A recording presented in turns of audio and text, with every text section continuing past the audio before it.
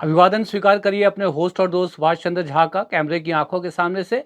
और आज कैमरे के पीछे से मेरे सहयोगी राकेश मगन।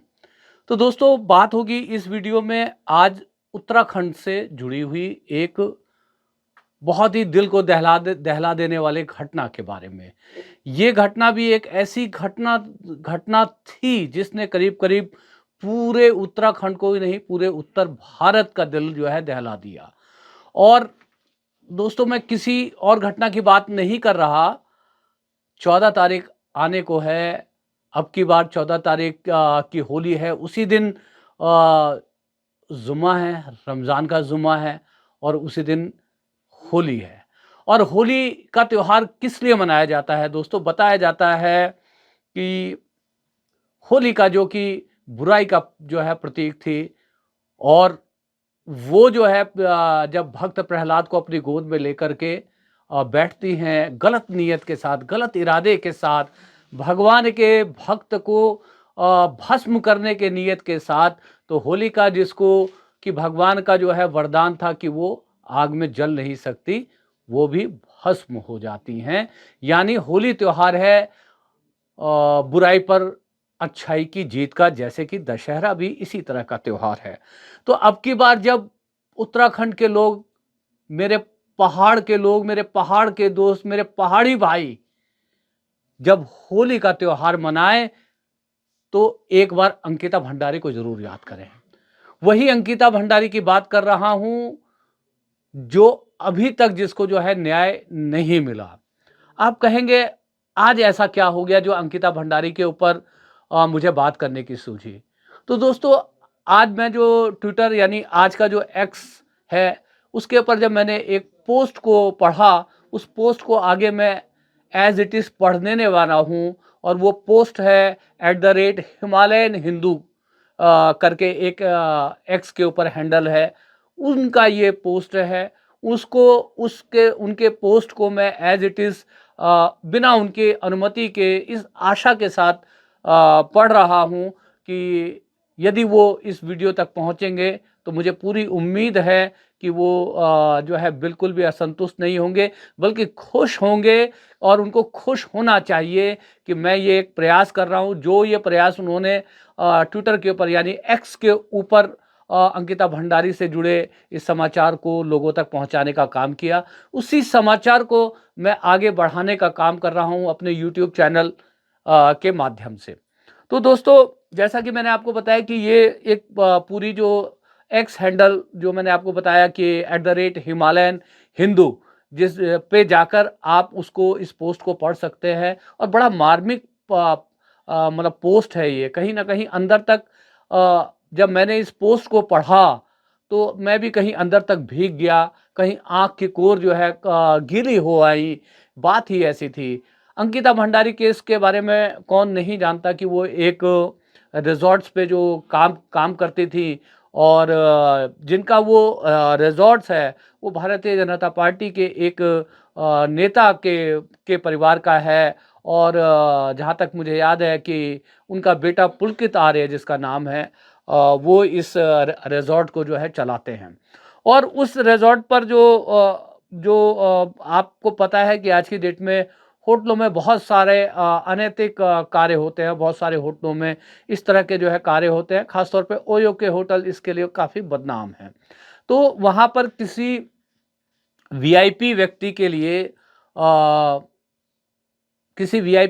के लिए जो अक्सर वहाँ पे आया करता था, उसके उनके इस रिज़ॉर्ट्स के ऊपर उसके लिए कुछ स्पेशल सर्विस की माँग हुई। स्पेशल सर्विस का मतलब ये होता है दोस्तों कि मतलब कि किसी लड़की की माँग हुई गलत काम के लिए। मुझे ये बोलते हुए भी बहुत संकोच होता है कि किस काम के लिए, आप खुद समझदार हैं, समझ जाएँगे। तो जब उस लड़की ने, जिसका नाम अंकिता भंडारी है, उसने जब इस काम के लिए इनकार किया, तो किस तरह से उनकी जो है नृशंस हत्या हो जाती है। और हत्या के बाद जो जो बाकी घटनाएँ होती हैं, उन सब से जितने भी हमारे उत्तराखंडी भाई हैं और जिन्होंने भी अंकिता भंडारी के इस हत्याकांड के बारे में जानते हैं, वो सभी लोग जानते हैं। तो ये देखना होगा कि क्या वाक़ई ही जो डबल इंजन की सरकार जो कहा जाता है, बार-बार डबल डबल इंजन की सरकार कहा जाता है। तो पुष्कर धामी की सरकार है, वहाँ भारतीय जनता पार्टी की सरकार है, दूसरी बार जो है वो मुख्यमंत्री बने हैं और इधर केंद्र में जो है भारतीय जनता पार्टी की प्रधानमंत्री नरेंद्र मोदी की सरकार है। जिसका एक पूरा एक प्रोग्राम है बेटी पढ़ाओ, बेटी बेटी बचाओ। तो क्या वाक़ई बेटियों को सही मायनों में पढ़ाया भी जा रहा है और बचाया भी जा रहा है?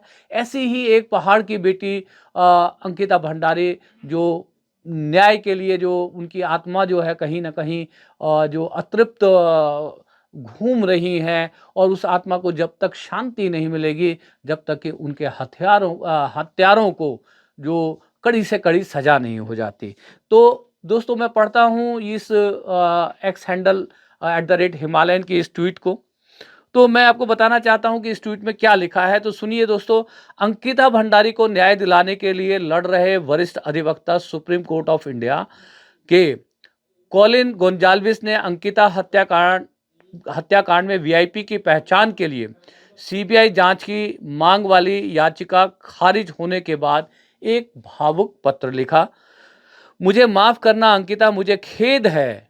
मुझे माफ करना अंकिता, मुझे खेद है कि तुम्हारी हत्या की सीबीआई जांच की मांग करने वाली याचिका को बिना मुख्य अपराधी वीआईपी अपराधी को पकड़े बिना सुप्रीम कोर्ट ने खारिज कर दिया। मुझे माफ करना आशुतोष, निडर पत्रकार और याचिकाकर्ता की इस मामले की सच्चाई उजागर करने के लिए तुम्हें प्रताड़ित किया गया, तुम्हारे खिलाफ मुकदमे दर्ज किए गए और तुम्हारी पत्नी का तबादला कर दिया। मुझे माफ करना सोनी देवी। ये सब जो है कॉलिन गोंजाल्विस कह रहे हैं। मुझे माफ करना सोनी देवी कि तुम्हारी मासूम बेटी की हत्या एक वीआईपी के लिए कर दी, जिसने होटल में काम करने वाली अंकिता से स्पेशल सर्विस की डिमांड की थी। अंकिता के इनकार करने पर उसे मार दिया गया। मुझे अफसोस है कि हमारी पुलिस नेताओं के सामने इतनी कमजोर हो गई है कि वे किसी भी अपराधी के अपराध को छुपाने के लिए तैयार रहती है। पहली बार अंकिता की अपने दोस्त पुष्पदीप से हुई वो व्हाट्सएप चैट जिसमें उसने कहा था कि होटल में एक वीआईपी आने वाला है और उससे स्पेशल सर्विस मांगी जा रही है, पुलिस ने चार्जशीट में शामिल नहीं की। उसने अपने दोस्त से तुरंत आकर उसे वहां से ले जाने की गुहार भी लगाई थी। दूसरी बात, पुष्पदीप ने उस वीआईपी के करीबी को पहचाना था, लेकिन पुलिस ने चार्जशीट में इस बात का जिक्र ही नहीं किया। तीसरी बात, आरोपी के सहयोगी के पास कैश और हथियार थे, लेकिन ना तो उसे आरोपी बनाया गया, ना ही उससे कोई पूछताछ हुई। चौथी बात, होटल के कर्मचारी अभिनव ने बयान दिया था कि हत्या से पहले अंकिता अपने कमरे में रो रही थी, लेकिन इसे भी चार्जशीट में जगह नहीं दी गई। पांचवी बात, फॉरेंसिक रिपोर्ट भी चार्जशीट में नहीं जोड़ी गई। छठवीं बात, हत्या के तुरंत बाद अंकिता के कमरे को एक स्थानीय, नोट करिएगा दोस्तों, एक स्थानीय विधायक के आदेश के बाद बुलडोजर से गिरा दिया। बुलडोजर आप जान ही रहे हैं इस दौर में बुलडोजर की क्या भूमिका रही है। सातवीं बात, होटल के स्टाफ के मोबाइल फोन जिनसे वीआईपी बातचीत कर रहा था कभी जब्त ही नहीं किए गए।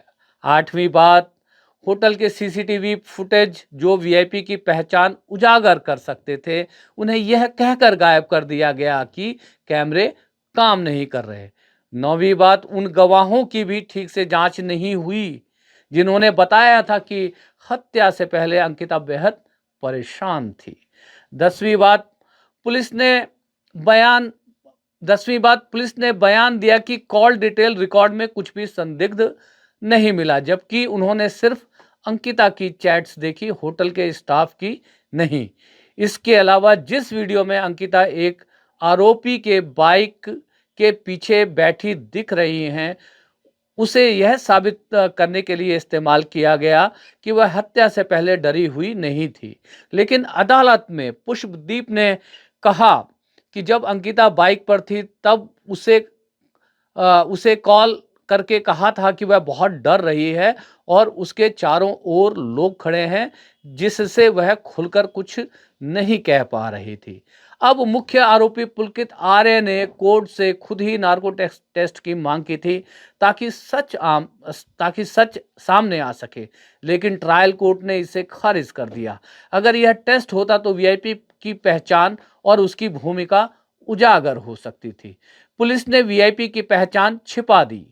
अगर सीबीआई को जांच दी जाती तो सामने आता सच सामने आ सकता था। अंकिता की मां ने अधिकारियों को बताया कि वह वीआईपी एक बड़ा राजनीतिक व्यक्ति है, जो होटल में अक्सर अपने साथियों के साथ आता था। बस अगर होटल के सीसीटीवी फुटेज या स्टाफ के मोबाइल फोन चेक किए जाते तो सच्चाई सबके सामने आ जाती। माफ करना अंकिता, माफ करना अंकिता, यह भारत है, यहाँ आम लड़कियों की जिंदगी की कोई कीमत नहीं और बड़े लोग बार बार बच निकलते हैं। कॉलिन गोंजाल्विस भारत के सुप्रीम कोर्ट में मानव अधिकार की लड़ाई लड़ने वाले ख्याति प्राप्त वरिष्ठ अधिवक्ता है, जो अंकिता भंडारी के लिए न्याय की लड़ाई लड़ रहे थे। यह बहुत ही भावुक पत्र उन्होंने अंकिता की दिवंगत आत्मा को समर्पित किया। अंकिता भंडारी हत्याकांड के वीआईपी की पहचान हेतु सीबीआई जांच की मांग हेतु दायर याचिका को हत्याकांड के मुख्य आरोपी वीआईपी को पकड़े बिना ही सर्वोच्च न्यायालय द्वारा निस्तारित किए जाने के बाद लिखा गया है। तो दोस्तों, कॉलिन गोंजाल्विस, जो कि आपको नाम से ही प्रतीत हो रहा होगा कि क्रिश्चियन धर्म से आते रहे होंगे, और जब आज पूरे देश में हिंदू और हिंदुत्व का बोलबाला है, केंद्र में हिंदुत्ववादी सरकार है, राज्य में भी हिंदुत्ववादी सरकार है, और जब एक ही पार्टी की सरकार दोनों राज्य में होती है तो आजकल उसका नाम होता है डबल इंजन की सरकार। तो पुष्कर धामी की सरकार किस व्यक्ति को जो है बचा रही है? जिसको वीआईपी कहा जा रहा है वो कौन व्यक्ति है जिसके कारण जिसने जो ये वीआईपी सर्विस की जो मांग की, और जिस मांग को यानी जो उन्होंने मतलब अंकिता मतलब भंडारी का जो है के साथ रात गुजारने की इच्छा व्यक्त की, एक वीआईपी सर्विस की मांग की, वो व्यक्ति कौन है, उसकी क्या पहचान नहीं होनी चाहिए? चाहे वो किसी भी पार्टी से हो, चाहे वो भारतीय जनता पार्टी से हो, चाहे कांग्रेस से हो, चाहे सपा से हो, चाहे बसपा से हो, ऐसे भयानक आदमी की, जिसके कारण पहाड़ों की बेटी जो है अंकिता भंडारी की जान गई, और उस वीआईपी को बचाने के लिए उस पूरे रिजॉर्ट को जो है बुलडोज कर दिया गया।